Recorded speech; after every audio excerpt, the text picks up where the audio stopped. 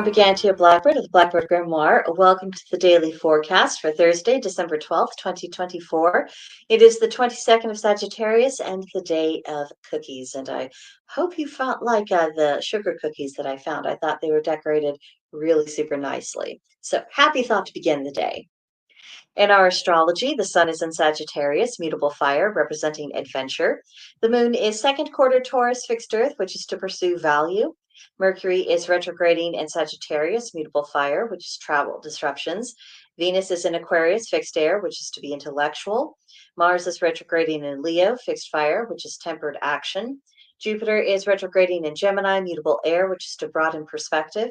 Saturn is in Pisces, mutable water, which is about nostalgia. Uranus is retrograding in Taurus, fixed earth, representing rebellion.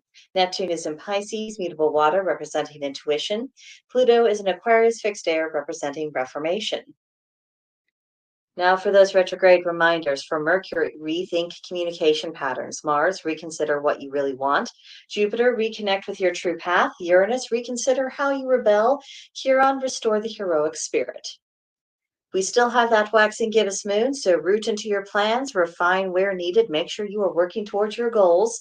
The Taurus theme is again practicality and endurance. If you have been frustrated in your ambitions lately, then Jupiter's nudging for you to take more information from more sources into consideration, along with the Taurus's moon's ability to be disciplined and methodical, may be just the tonic you've been craving. It may be a lot of work. It may push you outside of your comfort zone, but this is the kind of energy to give you that last push to break through some obstacles. So if you're in that situation and that's where you need to go, make use of today and just keep your eyes on your prize, about the reward at the end of all of the struggle, where you actually getting what you were wanting.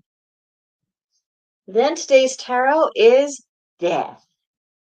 It is number 13 in the major arcana. It represents transition for obvious reasons. And the keywords for this card are transition, separation, and transformation. So death is a pretty firm boundary. I mean, yes, our spirits are eternal, and of course they reincarnate in due course, time after time. But once the body has shed the mortal coil, that's just kind of it. The physical remains are going to eventually go back to the earth, and it has served its purpose, and it has done its time, and that's just going to be it for it. And sometimes we might find ourselves with that kind of finality with different chapters of our lives. And for this to be on the horizon today tells me that somewhere in the ether there's something pretty permanent coming.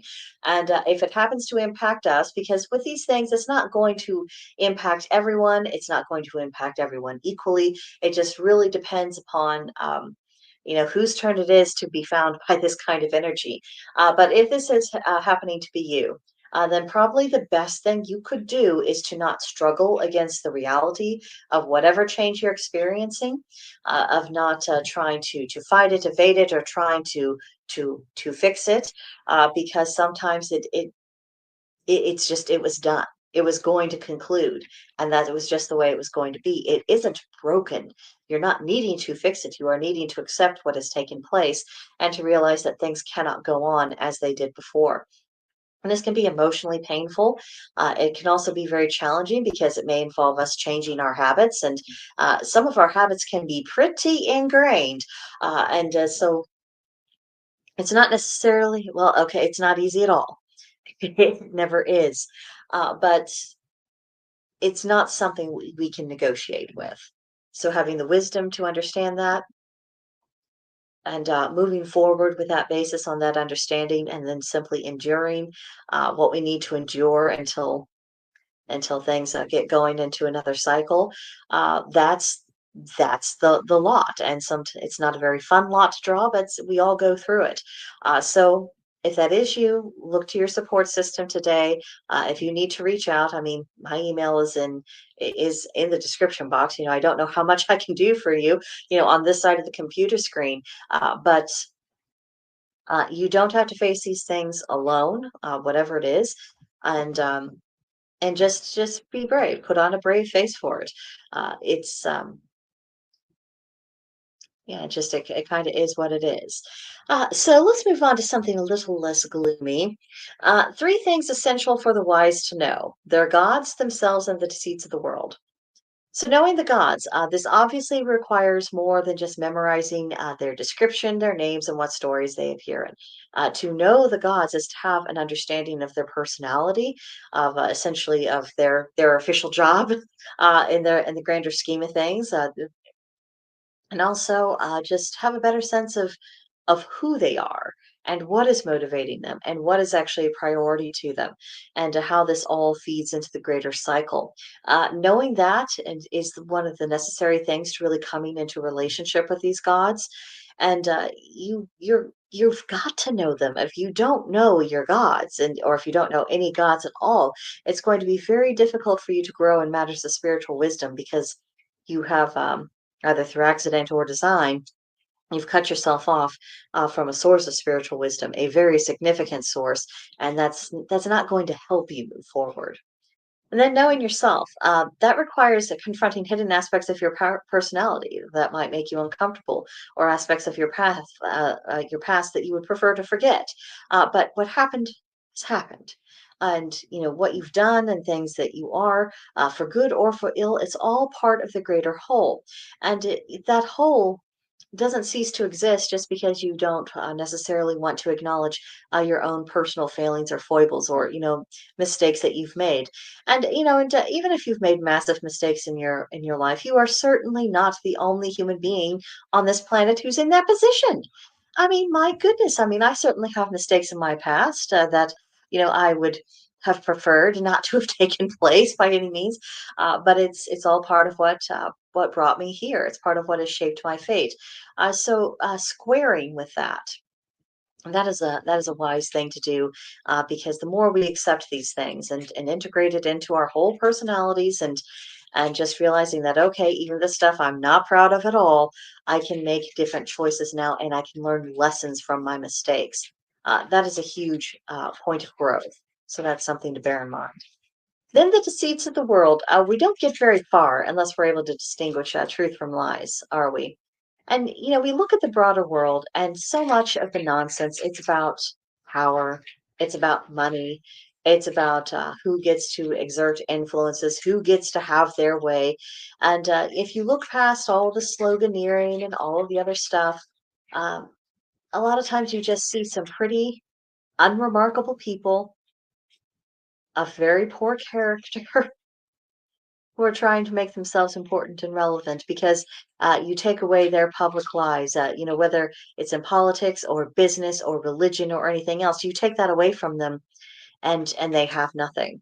And so they try to puff themselves up. They try to get you to believe in their narratives because they are trying to get power from that and a sense of meaning and significance from that. It's a very empty way to exist.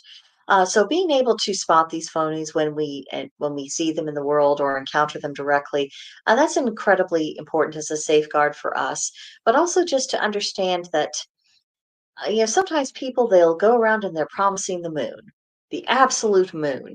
But once you realize that the moon is not within their gift to bestow, that it isn't within their power, then you start seeing just how everything else around them just starts crumbling. All of their claims, all of their sense of legitimacy, anything that might have once passed as admirable or at least charming, it all dissolves into nothingness. That is what it is to acknowledge the deceits in the world. And we need more people who are able to recognize those deceits and to realize that a lot of things are just power plays that have nothing to do with the ordinary person whatsoever. It's just about who gets to control more of your life, who gets to, extract more of your money, who gets to set themselves up as some kind of authority figure in your mind. Recognizing these things for what they are, very important to do. Then today's magical correspondences, they are on the theme of charity. For this, the color is green. Charity and greenness, with green, that's one of the things, colors that really do represent abundance, and it is out of abundance that charity is able to be bestowed. Then for the plant, it is the grape. The animal is the dog. There's nothing quite so supportive as a dog when one is upset. And I suppose emotional support could be seen as a form of charity. And then the crystal is jasper. Now, jasper, in addition to its other qualities, is known as the stone of tranquility, of bringing peace.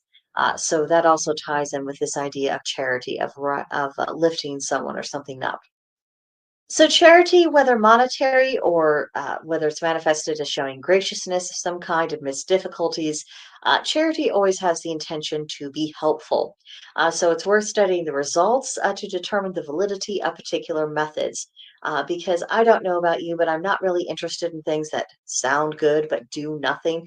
I I want to I want to know what things actually do help improve the world and to be able to pursue those. And I want those things put to the test. And if something isn't working, then it needs to be discarded. And people need to stop treating, well, it had the intention of being good as yes, as a litmus test. That's not the test. The test is, did it actually produce good? Was it actually helpful? That's a much more solid basis to operate from. Then today's hearthkeeping hint. Life is made much easier by having go to recipes that yield consistent results and are enjoyed by the whole family, or at least most of the family, in case you have picky eaters who simply will not be pleased. But instead of rifling through your entire library of cookbooks all of the time, consider gradually building up a family cookbook that contains all of your favorites. Uh, and this is really part of the heritage that you can pass on to your children and to your grandchildren. That really yummy dish that you made almost all the time anytime the larger family got together, that everyone really liked. It isn't just the meal that's being prepared, it's the memories that go along with it. And it's also what creates the desire of, hey, when I grow up, I want to carry this on. I want to one day be the person who invites the family over to my house and we make this thing that we make, because it isn't about the food, it's about everything that is associated with it.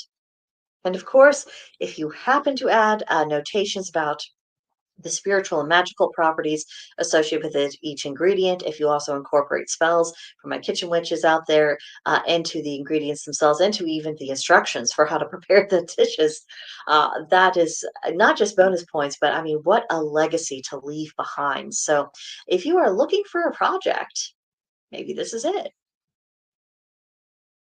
Then for today's practice, to begin with, one way to celebrate Yule is to hold a candlelight vigil the night before the solstice. So if that's possible for you to do and you are so inclined, maybe you want to pencil that in on your calendar. We are getting very close to time, so I hope you are finalizing your plans. Then cooking magic, that's always a good thing for Thursdays. And then the winter homemaker, what can this archetype teach you? Then for your meditation, can you achieve your goals without stressing yourself out? Um, and if you find yourself unable to do that, then perhaps perhaps methods are something that would need to be reviewed. Then finally, you might choose to carry or wear some crystal barrel crystals today. Next, we have a wassail recipe. And this is posted. I know I did it for sure. It'll be under the community tab on my YouTube channel. And the thing about this wassail is that it is not an alcoholic recipe. It does not have to be. Now, you can always add it in, and if I was making it for me, I would. But, maybe you have children, or maybe you have had struggles with alcohol in the past, or maybe you're going out to a ritual and you're going to be driving and you're like, yeah, probably best to be fully sober for that. So this is a family friendly, all occasions friendly. So if you have children or any of the other factors I mentioned, this is something that is perfectly safe for you to drink and to incorporate into sailing the trees. So I hope that's appreciated. And again, if alcohol really isn't an issue and if you're celebrating at home, or you don't have kids that you need to worry about, getting into the wrong punch bowl, you can easily jazz it up, with your favorite red wine or spicy wine. So still useful. Then for today's creative corner, sharing Christmas or Yule cookies is a charming custom.